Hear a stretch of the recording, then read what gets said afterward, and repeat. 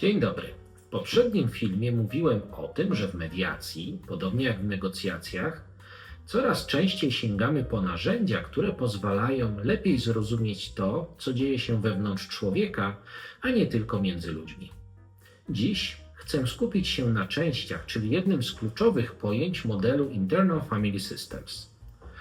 Każdy z nas ma w sobie wiele części. To nie jest metafora ani poetycki obraz. To sposób opisu realnych, powtarzalnych wzorców myślenia, emocji i reakcji, które uruchamiają się w różnych sytuacjach. Można to zauważyć bardzo prosto. Inaczej zachowujemy się w pracy, inaczej w domu, inaczej w konflikcie, a jeszcze inaczej wtedy, gdy czujemy się zagrożeni lub oceniani. Model IFS wskazuje, że te różne sposoby reagowania to części, które pełnią określone funkcje. W największym uproszczeniu możemy wyróżnić 3 grupy części. Pierwsza grupa to części zranione, często nazywane wygnańcami. To te części, które niosą w sobie trudne emocje: wstyd, lęk, smutek, poczucie bycia niewystarczającym, odrzuconym albo niekochanym. Bardzo często są to części ukształtowane wcześnie, w dzieciństwie lub w sytuacjach silnie emocjonalnych. Ich sposób widzenia świata bywa zamrożony w czasie. Reagują tak, jakby zagrożenie nadal trwało, nawet jeśli dziś jesteśmy dorośli, bezpieczni i kompetentni. Druga grupa to części ochronne, które działają z wyprzedzeniem. Można powiedzieć, że to wewnętrzni menadżerowie. To one pilnują, żebyśmy nie poczuli bólu, który niosą części zranione. Kontrolują, planują, analizują, dążą do perfekcji, dbają o wizerunek, przewidują ryzyko. W mediacji często widzimy je bardzo wyraźnie. To potrzeba bycia racjonalnym, trzymania emocji na wodzy, nie okazywania słabości.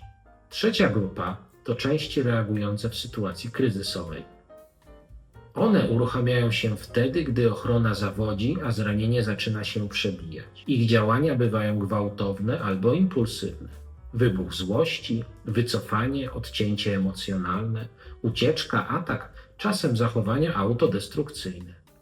Wszystkie te części mają jedną wspólną cechę. Każde z nich próbuje pomóc. IFS zakłada coś, co dla wielu osób bywa rewolucyjne. Nie ma złych części.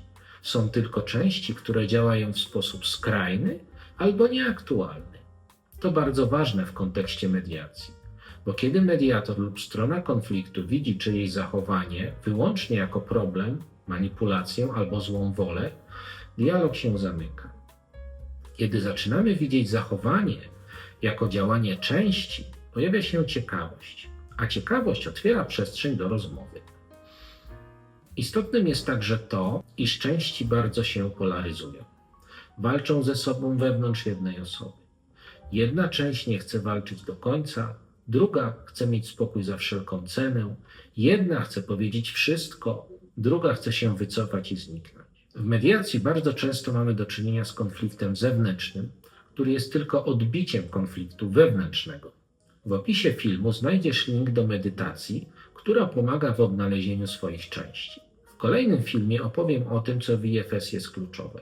O self, czyli o wewnętrznym mediatorze, który może pomóc częściom się usłyszeć, a nam podejmować mądrzejsze decyzje. Dziękuję za uwagę i do widzenia.